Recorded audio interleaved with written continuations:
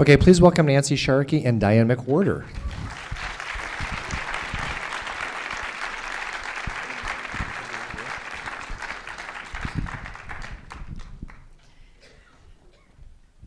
Thank you so much, Jeff. So, what did you think?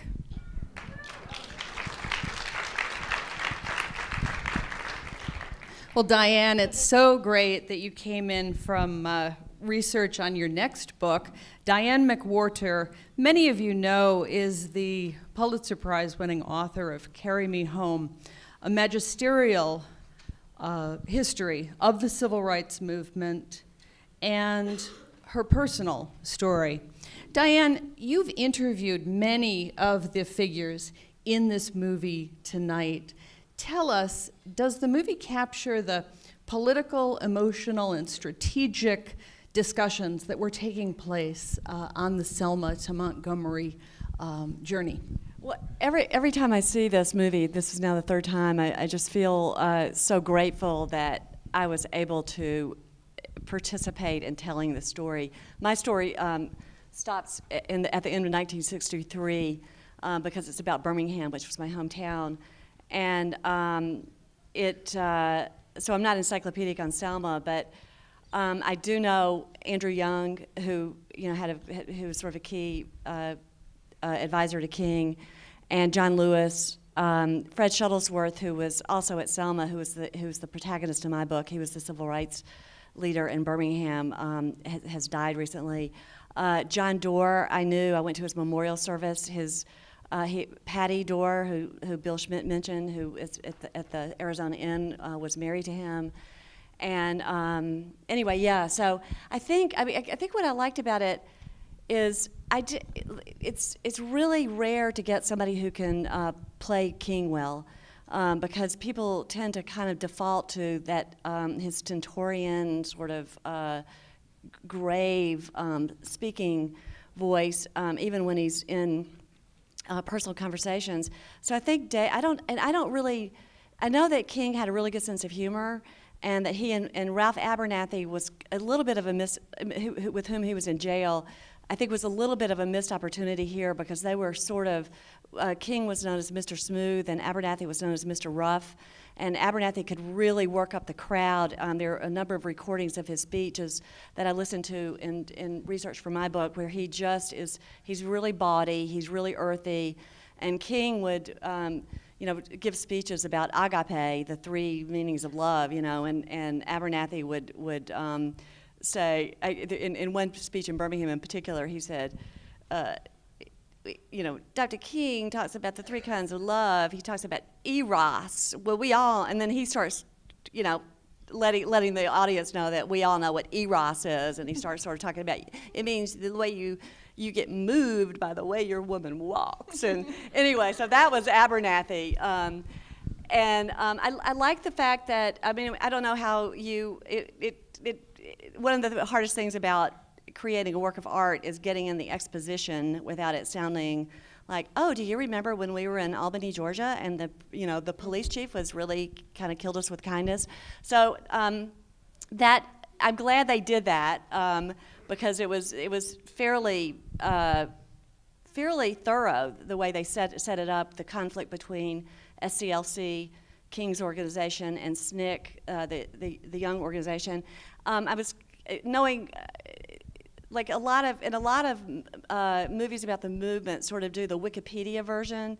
The Butler was that. So every time something comes up about, it takes many chapters of the civil rights movement, and he always goes right to whatever you know about, or including LBJ doing business on the toilet, while he's chewing somebody out on the phone while he's on the toilet or something. So anyway, so she left out two of the sort of iconic moments of Selma, and she had to have done it deliberately, and perhaps in order to avoid just people checking out because they know about it. But I would commend to you it's probably on YouTube. C.T. Vivian has just the barest mention in this movie, but he had a confrontation with Sheriff Jim Clark in front of the courthouse that you can get it probably on YouTube. Is just, it will take your breath away. He the sheriff strikes him. He talks about how he compares him to Hitler. It is just one of the most amazing performances I've ever seen. And so she didn't do that. And then James Foreman, and I don't know why she called him James, because everybody called him Jim, who was he was John Lewis's partner in SNCC. One of the great lines that came out of Selma was that Foreman, when he's really upset, says, if we don't have a seat at the table, then we'll knock the fucking legs off. And so those are the sort of the two things. If anybody knows anything about Selma, those are usually the two things, and both of those things she left out, which I thought was she definitely made a choice to do that. So I thought Coretta was really good. She gets short shrift in the movement, and I think anyway. So I think those two were really well done. And I don't know whether Oyelowo nailed King or not, but he made a choice that I think worked, and that's kind of what you want to do. The other, like Wallace, I kind of liked the performance, but he definitely did not capture George Wallace. And John Doerr, no. So anyway, there was a lot of good textual stuff. You haven't mentioned Johnson. Now, the history with Johnson, you're quoted in the New York Times in reaction to the movie as saying, not only is the portrayal of Johnson not true, it is the opposite of true. Mm-hmm. Can you elaborate on that? Yeah, every time, I was just telling Nancy, every time I see it, I think it's worse, the portrayal of Johnson. It's so wrong in so many ways. But the main thing is, and I don't know if you follow the controversy, but the director, Ava DuVernay, kind of doubled down on it when she got called out for really misportraying him. But the thing that you just cannot explain away is the strong implication, and I mean you've got to assume that he ordered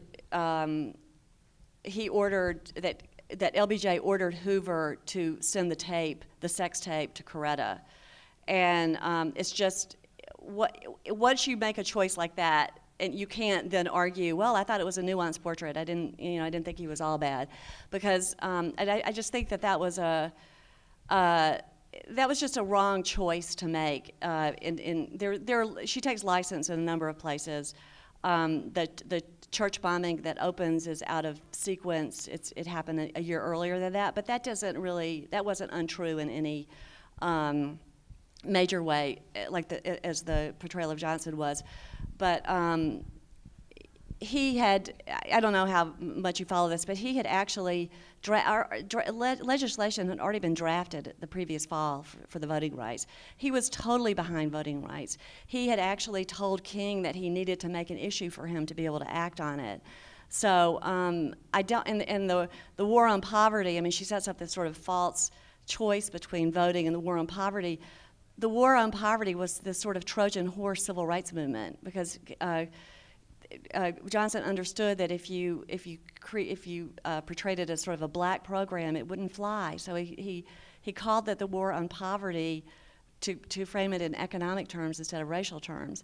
And then they made a lot of they emphasized the Appalachian poor a lot in selling the program, but it was really a civil rights. It was really a black program that he got through that way. So it's wrong in so many ways. But the thing that you just can't explain is the sex tape, because that did happen, and it's one of the best known episodes in the King biography, and it had nothing to do with Selma. LBJ had nothing to do with it. And nobody and certainly, and Coretta's public reaction to it later was that it was a bunch of folderol or something like that. So anyway, that was the thing that I think was just a terrible choice for her to have made. And the portrayal of journalists here, we have a lot on Roy Reid, the famous journalist from the Times. I think Claude Sitton was down there. what was the historical legacy of the journalistic coverage, do you think, of this movement? Well, the civil rights movement and the press were so symbiotic, and it really, you've all seen the footage of the fire hoses and police dogs in Birmingham, and the most famous picture from that campaign was the police dog attacking the black youth, and that really nationalized the civil rights movement, and it finally got the Kennedy administration up until that picture ran on across, at least two columns of the above the fold of the New York Times. The Kennedy administration had a very hands-off attitude toward the Birmingham demonstrations, and then as soon as that picture ran, they got involved in a big way. So the movement understood that, and they made sure that they timed the marches in Birmingham so that they could make the nightly news, which at that time the nightly newscasts were only 15 minutes, and so they were really conscious of how to play the media. By the time they get to Selma, some people think that they're being too manipulative. For example, when King got arrested in Birmingham, he wrote and went to jail. He wrote the famous letter from Birmingham jail. Well, he had already written the letter from Selma jail before he got arrested. So they released it as soon as he was in there. So there was a little, so there was perhaps a little bit more playing to the press than certainly in Birmingham. But Roy Reid was just one of the giants. The New York Times just the reporters who covered the civil rights era movement were just this incredible tribe. And there was the thing about journalists is that they drink a lot and they cuss a lot. So that they didn't quite capture that. I mean, Roy Reid was I've met him, and so I don't know how he behaved on the job, but and journalists also, when they're covering a story, they're usually just a lot. They're kind of detached in a way from the, because you're so focused on observing that everything tends to be not exactly made fun of, but there's a lot of flippancy. So I don't know whether that was the case at Selma or not, because I think it was just an incredible shock, with the attacks on the bridge. One thing that was kind of interesting was that they didn't have videotape at the time, so it was also a choice that was not accurate that the beatings on the bridge were being shown in real time on television during the day. What happened was that they had to put the film on a plane, and at the time ABC was showing Judgment at Nuremberg for the first time. It was the first televised showing of Judgment at Nuremberg. And if you've seen the movie, that was the first time that a lot of Americans had seen the atrocity footage from the Holocaust.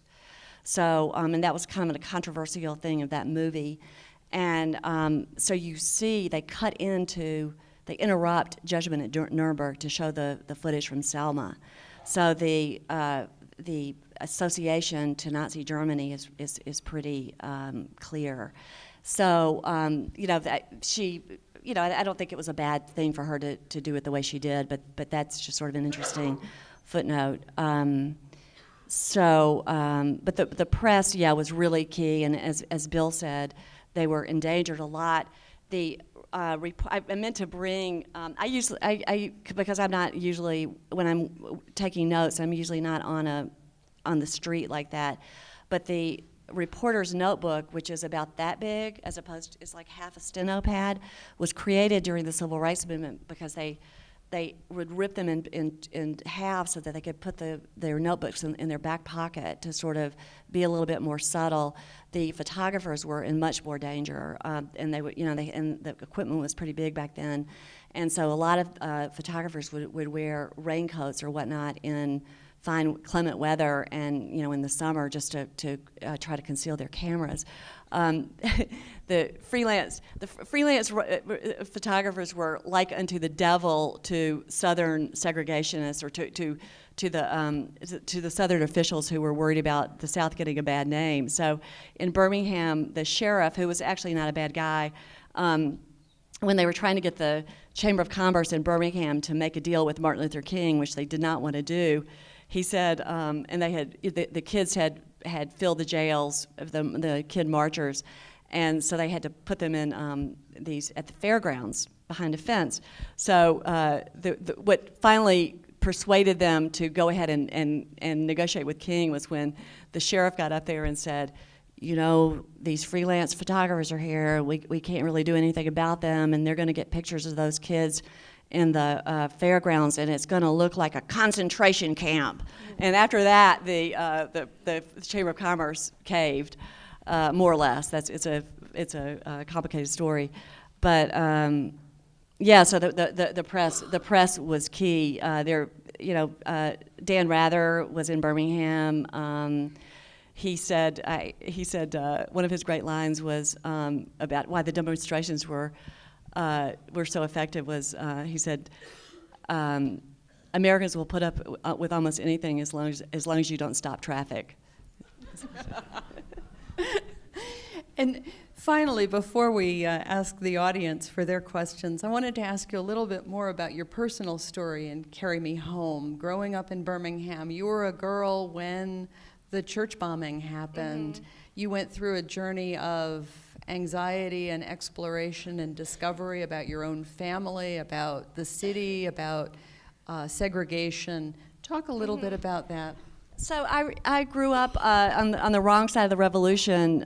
My father was most of my family was sort of like the normal white segregationist family, but my father was a little bit more extremist. And so I think that was trying to understand him was the Freudian impetus for the book. And the journalistic motivation was to try to figure out why the church bombing hadn't really been solved. So those were the two sort of threads of the book, and also worrying that my father may have had something to do with it. So he didn't. He didn't. No, he didn't. But I was afraid. I didn't really think he had been involved in that, but I thought he might have known the people who did do it. So I just, it was, and I just wrote a little piece about this actually, that when I was reporting the book, my sort of conscious anxiety, repertorial anxiety, had to do with getting the Black history, because there was so much great scholarship on this, and just even mastering that was such a challenge, and then to also have to feel like I had to contribute a new.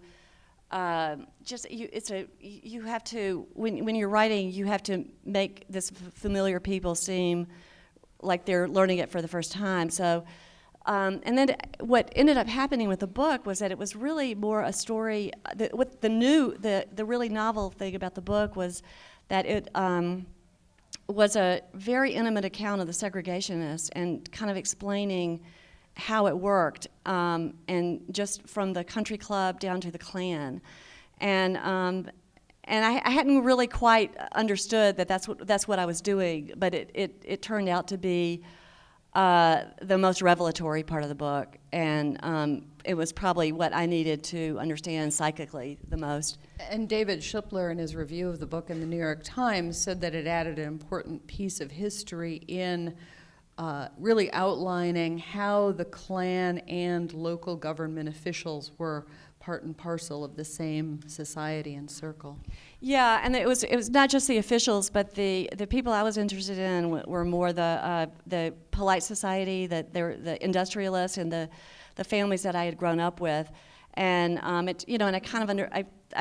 thought that there had to be some connection between Birmingham's industrial history as a steel, heavy manufacturing mecca, and the Klan. And it turned out that even the fact that there were a lot of coal mines in the area, and one of the reasons that bombings were the the sort of retaliatory tactic of choice was that there were so many coal miners who knew how to use dynamite, and one of the detective who was in charge of the church bombing investigation for Birmingham told me, he said, asking how these guys know how to handle dynamite is like asking how a farmer knows how to drive a tractor. It's just second nature to them. So so it was really hard. That book took me 18 years to write, and the church bombers, the last two remaining living church bombers, were arrested right when I had turned the book in, and my first thought was, oh my God, this is the best thing that's ever happened in my life, and my second thought was, oh God, I hope we have the same people, because otherwise I'm going to have to go rewrite this book. We did. So. Oh, good. So let's open it out to audience questions, okay? Who's got a question? Yeah, in the blue shirt in the back, yeah.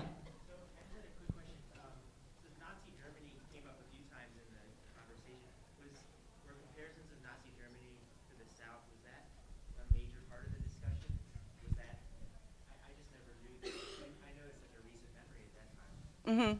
References incidental, or was that something that was constantly in the discussions? Yeah, in Birmingham, especially because of the police dogs, were German police dogs. People made that association. They made the association to that and to Uncle Tom's Cabin, to bloodhounds tracking down runaway slaves. But the Wayne Morse, who's a senator, in the well of the Senate, compared this to Nazi Germany. I found letters written to City Hall from a school teacher in Brooklyn saying, how can we be doing this in our country so long after we fought to, deliver, Germany from Europe from the Nazis. So yeah, it was a direct association that people made. Explicit. Another question. Here, we have one over here. Oh, great. You may have already alluded to it, but I heard on NPR Paul Webb, who wrote the screenplay, was disappointed that they changed the script. I guess it was the interaction between Lyndon Johnson and George Wallace. Would you care to comment on that? Yeah, although on the other hand, he really dug in his heels to get sole credit. So it's a little, yeah. So he kind of got what he asked for in a way, but I think it was the Hoover tape that she added, and I found out why she needed to do it, and I can really tell now. The reason that King was not present at Bloody Sunday was there was really no reason. He was just preaching at his church, so. She had to come up with a dramatic way. This is what I've been told, so this is secondhand. This is not gospel. That she had to come up with some dramatic way to explain why King was not at this climactic moment, in the Selma campaign. So she did that, and I heard her say that was what she was worried about getting a lot of pushback over was having King's sex life covered in this, but so that was why she did it, and Paul Webb. I did read an earlier version of the script, and there was a lot more about the Albany movement in it, and Diane Nash, who was I don't even know. Do you guys even remember who she was? She was just a really key figure in the movement, and so she's just kind of window dressing. So, and the other crazy character so what I liked that she did was that she has an homage to so many people who were involved in the movement, like Bayard Rustin, the guy with the New York accent and the glasses. He was sort of the brain trust of the movement, and he planned the March on Washington. He had been part of the civil rights movement from the 40s and really the 30s, and so you don't even know. They mentioned his name Bayard once, but I kind of like the fact that she had him in there. She had C.T. Vivian in there, even though she didn't have the great scene with Clark. She had James Orange, who was key, and he was the big guy. So she had her. And Bevel was the guy with the skull cap, and he was married to Diane Nash at the time, and he was just one of the. Said that he was like a movement figure created by Dr. Seuss. He was just one of the. I interviewed him. He's dead now. He is just he was one of the most remarkable characters in the whole movement, and he's not he seems pretty normal in this movie. he was played by Common, right? Yeah. He was kind of out of control. That was the Common. Another question. Yes. Hi, I'm a writer and I'm from Louisiana. Mm-hmm. And whenever I'm writing about where I'm from, inevitably my background plays into it. And I'm wondering how you considered your position of privilege in relationship to the story, both in your research and also in the way that you narrate your book. And that's kind of what the book's about. I'm not even sure how to answer that, because the book was so explicitly about trying to analyze the privilege and trying to be really harsh about what average white people thought at the time, because a lot of that has been buried because it's people are so uncomfortable about it now, and even people who grew up under segregation kind of look back on it as this form of mass social insanity, rather than what was really normal at the time. So even in this movie, the segregationists are seen as murderers. George Wallace, and George Wallace is a much more complicated character as well. He was a sort of New Deal liberal progressive and Johnson did say, you've always been for poor people, and discovered that after he lost his first race for governor, that he would have to be a big seg in order to get elected. And like if I had written that scene, I would have between Wallace and LBJ, I would have said, George, I know you don't believe this. Because when George Wallace went to Kennedy's funeral, he shared a car with the California governor, Pat Brown. And Pat Brown, after they rode together, got out and said he told me he really didn't believe in segregation. So what I would have said, had LBJ say, is, George, you don't even believe this stuff, and I don't know whether that makes you better or worse, because that's the big question, right? If you could cause that much damage and you don't even really believe it. As a judge, Wallace had been very friendly to black people, and lenient sentences, share a hamburger in the courtroom, and so. But does that make him a better person or a worse person? Because he caused a huge amount of damage. Another question? Yeah. Since this is hosted by the School of Journalism, I guess I have to ask the question. Obviously played a huge role in the whole civil rights movement and in the anti-war movement and all those things at that time. But it seems today like the press, you can't really have a movement like this. Like in the anti-war protests, the Second Gulf War were generally ignored or trivialized by the press. And even though, the thing that strikes me about this movie is still a lot of these same issues still exist, but they don't seem to get the same kind of coverage. So I don't know if there's an answer to that, but I just wonder what your thoughts are. Well, with the wars, embedding the journalists really changed the coverage, and there's a lot less access than there had been. There was a panel I attended with these Vietnam War correspondents who talked about how they had much more. They were even though they were not allowed to use some of the stuff. They were in on a lot of information that the military now just shuts down. But it's really different. I was going to tell you about this group of journalists who covered the civil rights era. The New York Times was the first newspaper that had a full-time Southern correspondent. His name was Johnny Popham, and he was based in Chattanooga. And so toward the end of his life, all the old civil rights guys from Newsweek, Time, would get together every summer in Atlanta for the Popham seminar, and Johnny Popham was there.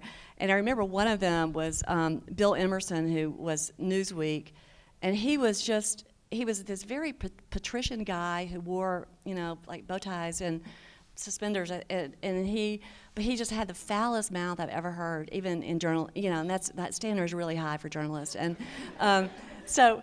But he was just so funny, and so he said, well, I asked my wife, who should I say I am now? And she said, just say you're the former Bill Emerson. So they were all, these, and there were two young people there, by which I mean people who were 40, and they said, so they go out and get liquor. The whole event, I got a lot of great interviews when I went to these, and they were described to me as Claude Sitton, who was one of the great reporters of the era. I said, so what happens there? Because he's the one who told me to come. And he said, oh, we just sit around drinking whiskey and telling lies.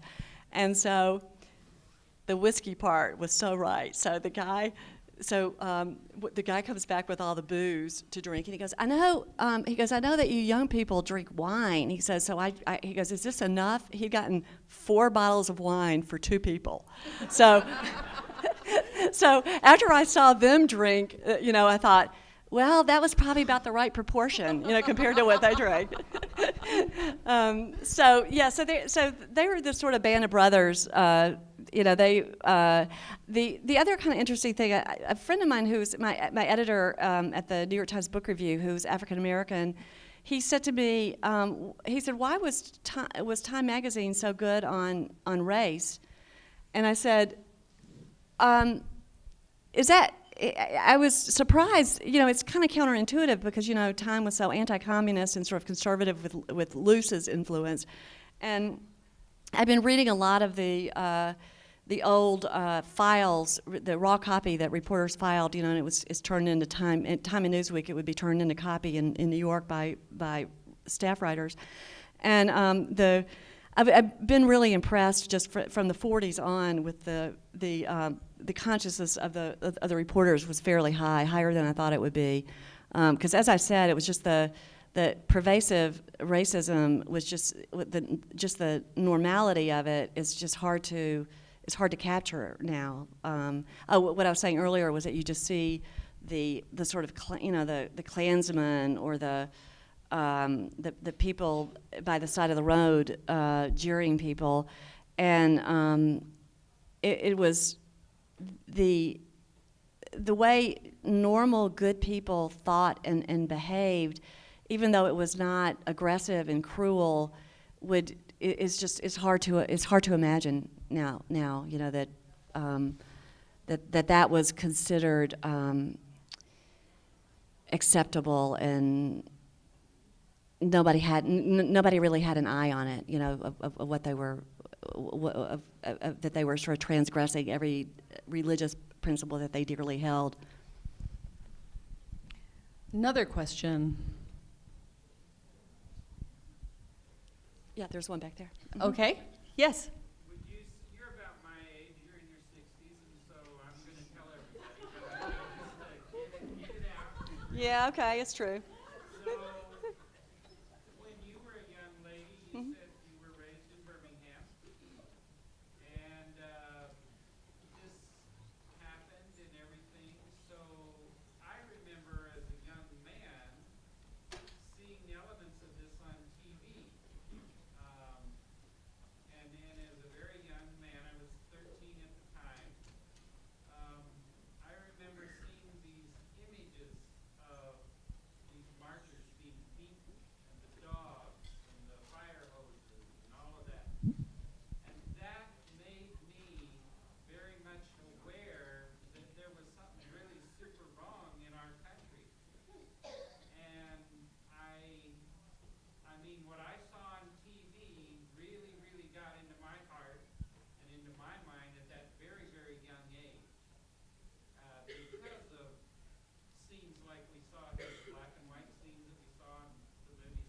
Mhm.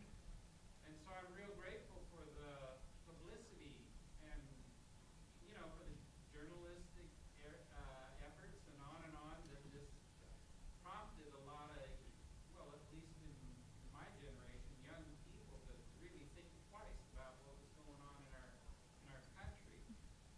You, from living in the South right there and living in Birmingham and everything, do you remember two images as a young lady? What No, well, the changed in your life, in your mindset, in your thinking as a Southern young lady that you saw, oh my, where I'm living and what the place I'm at is maybe not right?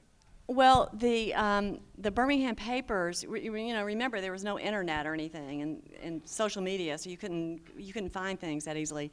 But the Birmingham newspapers did not put the movement on the front page.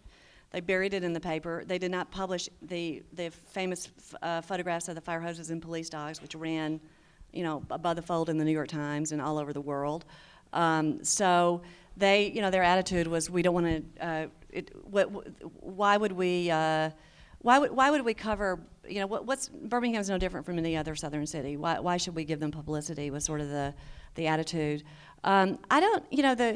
The thing. One of the reasons I embarked on this book was that was the recognition that I don't remember hearing about the church bombing. I felt like it was always part of my consciousness, but I don't remember the moment that I heard about it. And then I thought, well, maybe it was just because I was too young.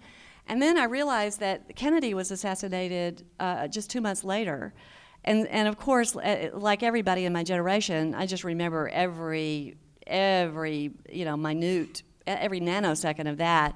So, part of my impetus was to try to figure out, like, why, what was it about our culture then that I didn't identify with those girls who were just a little bit older than I was, and that none of my people would say, wow, if we were the wrong color, that could have happened to us. So to be honest, no, we were so defensive. We were so thinking that and people who were not Wallaceites, Wallace was a big embarrassment to the upper middle class in Birmingham. So, and my father was a Wallace fan, which was one of the things that differentiated him from the rest of the country clubbers. So, no, we were.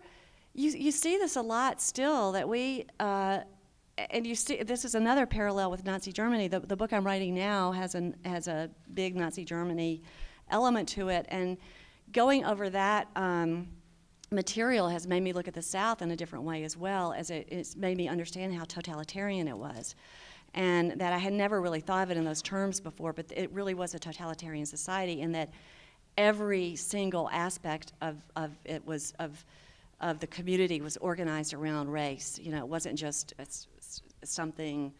Segregation wasn't just something that happened and otherwise people went along with their business. It defined everything. So the Germans that I've interviewed for this book are also really defensive about why is everybody so interested in that, and why are you thinking ill of us? And that's kind of how white Southerners behaved as well. But at the time, the line was always that these were outside agitators coming in stirring up trouble, and I come to realize that actually King was an outside agitator, and that's a good thing, because a lot of communities need outsiders to come in. The Birmingham white people, the Birmingham black community needed a king to come in to get them to protest in a mass way. The white community needed the Justice Department, Kennedy Justice Department, to come in and tell them to behave. So from the white people needed somebody to say, for example, the version of it was when one of the funniest things I heard about my book was a friend of mine asked a young matron, a junior leaguer or something, if she had read my book yet. And she said, "No, but I hope my book club is going to read it, so then I'll have to. And it was like, that's the outside adjective. It was like, so they have, you have to, I had to do it. I wouldn't have done it on my own. So that's what the white, Chamber of Commerce needed to be told by the Kennedy administration, is that you guys need to do this, otherwise there's going to be hell to pay in other ways. And so, they could say, well, I had to do it for my president. So, but really, to be honest, the callousness that the white people had at the time. A friend I grew up with is named Dale Russakoff, who was just a very wonderful longtime reporter for the New York Times. For the Washington Post for years, and we were in the same Campfire Girl troop growing up, but she came from one of the few Jewish liberal families in town. So when I was telling her, I said, Dale, I just don't remember hearing about the church bombing. And she said, you don't remember hearing about the church bombing? Are you kidding me? And then I said, Dale, that's why I had to write this book and you didn't. Well, one more question, and then we'll end there. I see right in the center. Yeah. What do you think the parallels between what's happening now, like Black Lives Matter, and police brutality that's kind of been just publicized in media and stuff like that? It's been going for a long time, but people don't want to stir up old feelings like right from the 60s. Do you think the whole nation is getting defensive because they don't want to stir up these feelings? So, we're talking about all the legislation that's taking away voting rights. yeah. All the legislators trying to take away voting rights. Well, I guess what is amazing to me is that I don't know whether police brutality was just a given back then. And my theory is that lynching had sort of disappeared by then. And that was initially the extra, by the 60s, lynching had stopped. Excuse me? As the preferred form of social control, it would, yeah. So I think that, and lynching was really this kind of paralegal, extra-legal community. It was not this was a community conspiracy, okay? So once you needed to, with so many large black minorities, in some cases majorities, people would ask me, how could a white minority have such control over such a large black population? And it was through lynching. It was through the terrorism that you didn't have to be doing anything, quote, wrong for this to happen to you. So that was the purpose that police brutality served after lynching became more socially unacceptable. I guess that's what my point is. It became not socially acceptable in the way that it had been for decades. So police brutality was a black person knew that you did not have to be doing anything wrong. One of the ironies of Birmingham, for example, is that this dog attack shifted public opinion away from any consensus in favor of segregation died at that point nationally. And the irony for the movement was that dog bites were nothing compared to what they had been putting up with, for centuries.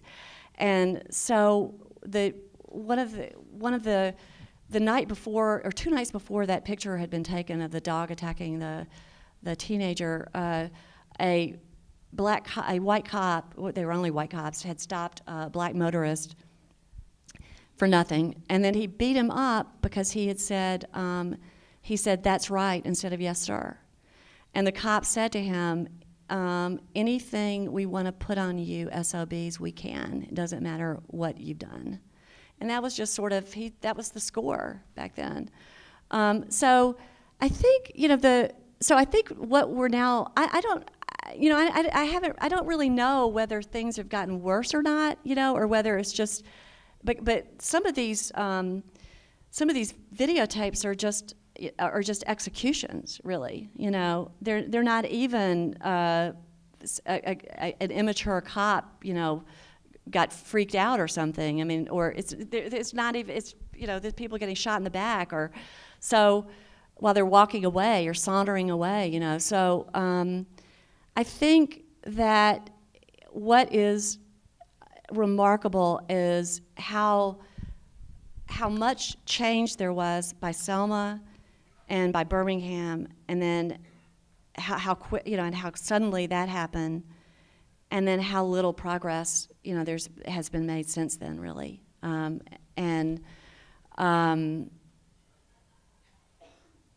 I think, you know, back to the question about white privilege earlier, I do sense that there's been a slight pivot in the culture just in the last year or two, starting, and I would, if I were writing about it, I would cite two things. One is Ta-Nehisi Coates. I don't know, you probably know of him. He's the sort of, you know, he's the rock star black writer right now. He's sort of the James Baldwin of today.